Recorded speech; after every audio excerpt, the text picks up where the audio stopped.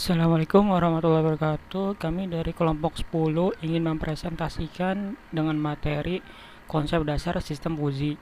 Di sini kami beranggotakan 3 orang, yaitu Ahmad Khairul, Muhajirin, dan saya sendiri Dede Putra Zami dan Muhammad Sehan Nafari. Selanjutnya yaitu pengertian apa itu logika Fuzi. Yaitu logika Fuzi adalah cabang ilmu matematika yang memungkinkan komputer untuk memahami dan memproses informasi yang samar dan tidak pasti, mirip dengan cara manusia berpikir. Konsep ini pertama kali diperkenalkan oleh Profesor Lotfi Azadeh dari Universitas California, Berkeley pada tahun 1965.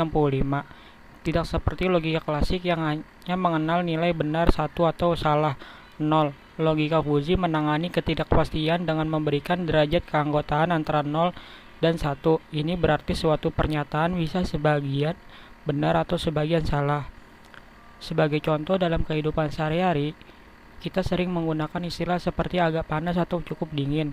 Logika Fuzi dapat mempresentasikan nuansa ini. Suhu tidak hanya panas atau dingin secara mutlak, tetapi bisa agak panas dengan derajat kebenaran tertentu, misalnya 0,7, atau cukup dingin dengan derajat 0,3.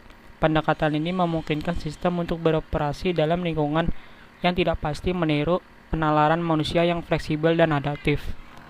Selanjutnya, perbedaan logika Fuzi dengan logika klasik dan probabilitas. Yang pertama, logika klasik atau CRISP. Logika klasik beroperasi dengan prinsip biner, di mana suatu pernyataan hanya bisa bernilai 0 salah atau 1 benar. Tidak ada nilai di antaranya. Ini sering disebut sebagai semua atau tidak sama sekali, atau nilai pasti dan tegas. Contoh, lampu menyala 1 atau lampu mati 0. Yang kedua, logika Fuzi. Sebaliknya, logika Fuzi memungkinkan nilai kebenaran yang kontinu antara 0 dan 1. Ini berarti suatu pernyataan bisa sebagian benar atau sebagian salah, memberikan representasi yang lebih realistis untuk konsep-konsep samar. Atau nilai derajat keanggotaan, misalnya 0,6 untuk sedikit panas. Contoh, air hangat 0,8, air tidak terlalu dingin 0,4. Yang ketiga, probabilitas. Meskipun keduanya menggunakan nilai antara 0 dan 1, logika Fuzi bukanlah probabilitas. Probabilitas mengukur kemungkinan terjadinya suatu peristiwa di masa depan, sedangkan logika Fuzi mengukur derajat keanggotaan suatu elemen dan suatu himpunan. Artinya fokus pada kejadian acak dan frekuensi. Contoh, kemungkinan hujan 80% atau 0,8. Selanjutnya, unsur utama sistem Fuzi. Yang pertama, fungsi keanggotaan merupakan kurva yang menentukan derajat keanggotaan suatu nilai numerik dalam suatu himpunan Fuzi. Misalnya, bagaimana nilai suhu 25 Celcius termasuk dalam kategori hangat.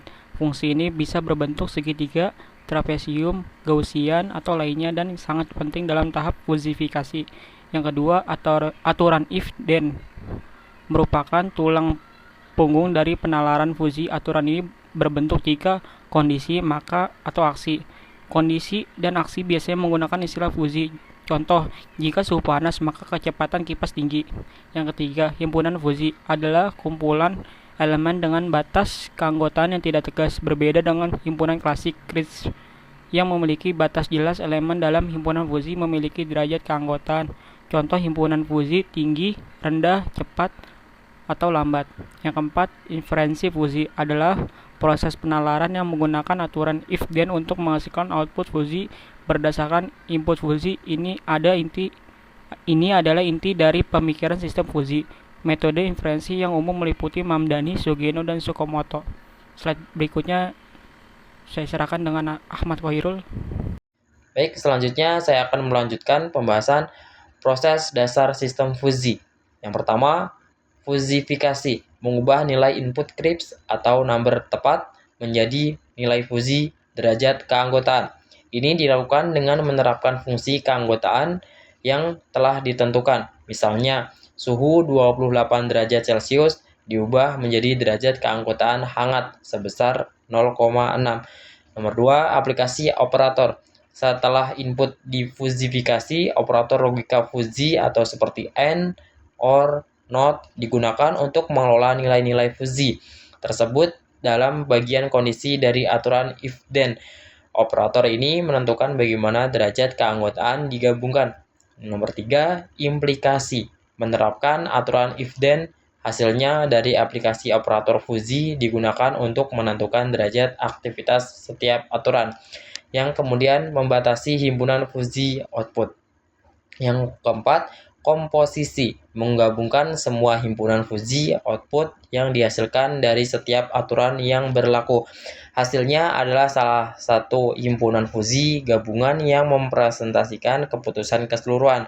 Metode komposisi umum termasuk maksimum atau penjumlahan. Yang terakhir, nomor 5, defuzifikasi. Tahap terakhir adalah pengubah kembali himpunan fuzzy gabungan menjadi nilai Kripps atau number tepat.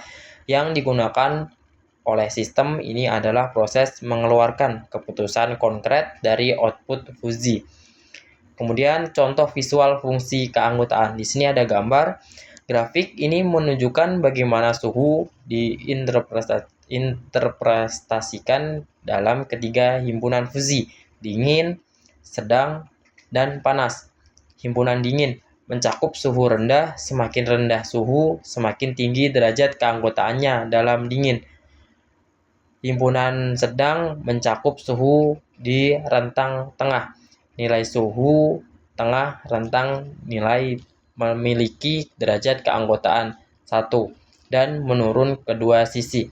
Himpunan panas mencakup suhu tinggi, semakin tinggi suhu, semakin tinggi derajat keanggotaannya dalam panas.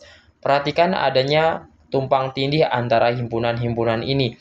Ini adalah karakteristik kunci dari logika fuzzy. Misalnya pada suhu 28 derajat Celcius, nilai tersebut memiliki derajat keanggotaan 0,6 dalam himpunan sedang dan 0,2 dalam himpunan panas.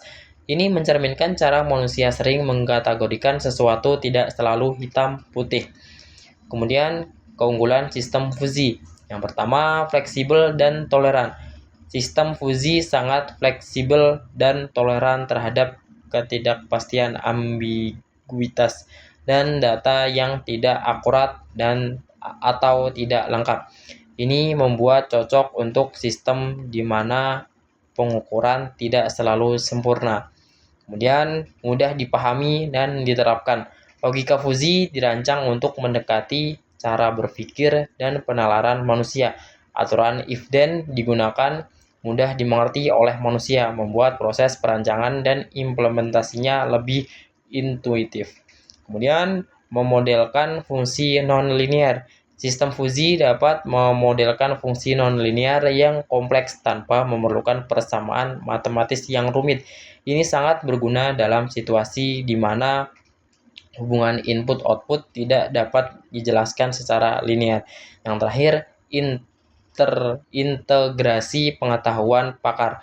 Pengetahuan dan pengalaman dari seseorang pakar dapat dengan mudah diintegrasikan ke dalam sistem fuzzy melalui aturan if then. Ini memungkinkan pembuat sistem cerdas yang didasarkan pada heuristik dan pengalaman manusia. Selanjutnya akan dibahas sama Muhammad Sehan. Baik, saya lanjutkan ke metode-metode inferensi fuzzy yang populer. Yang pertama ada Mamdani. Metode Mamdani adalah salah satu yang paling intuitif dan banyak digunakan. Output dari setiap aturan berupa himpunan fuzzy, yang kemudian digabungkan melalui proses komposisi dan didefuzifikasi. Karakteristiknya yaitu outputnya berupa himpunan fuzzy, cocok untuk sistem kontrol yang membutuhkan hasil yang smooth dan mendekati bahasa manusia, seperti kontrol AC atau mesin cuci. Yang kedua ada Sugeno atau TSK. Metode Sugeno atau Takagi Sugeno Kang berbeda dalam bentuk outputnya. Output dari setiap aturan adalah fungsi matematis, atau biasanya linear, atau konstanta, bukan himpunan fuzzy. Karakteristiknya, outputnya berupa fungsi matematis atau konstanta, cocok untuk aplikasi optimasi dan prediksi, serta sistem yang memerlukan perhitungan yang lebih efisien karena proses Difusifikasinya lebih sederhana. Lalu yang ketiga ada Tsukamoto. Pada metode Tsukamoto, output dari setiap aturan berupa nilai Kripps yang diperoleh dari fungsi keanggotaan monoton.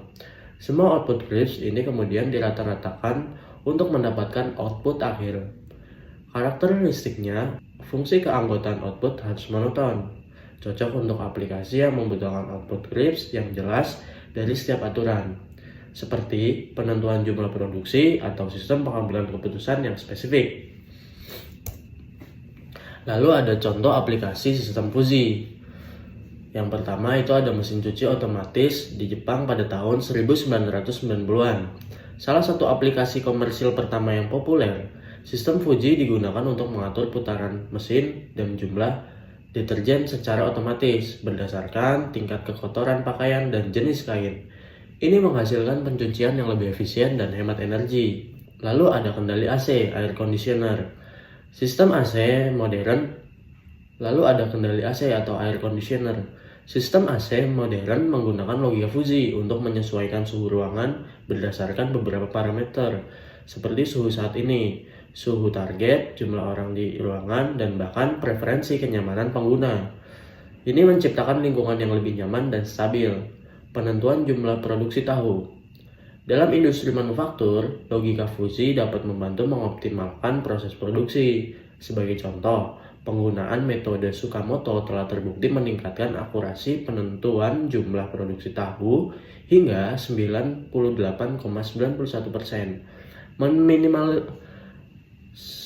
meminimalkan limbah dan memaksimalkan efisiensi. Lalu ada diagnosis medis dan pengenalan pola di bidang medis. Sistem fuzi digunakan untuk membantu diagnosis penyakit berdasarkan gejala yang tidak pasti. Dalam pengenalan pola, seperti pengenalan tulisan tangan atau suara, logika fuzi memungkinkan sistem untuk mengenali pola meskipun ada variasi atau ketidakjelasan. Lalu yang terakhir ada pengambilan keputusan bisnis. Sistem fuzi membantu dalam pengambilan keputusan strategis di lingkungan bisnis yang kompleks seperti manajemen risiko, peramalan pasar, dan evaluasi kinerja investasi. Berikutnya adalah kesimpulan.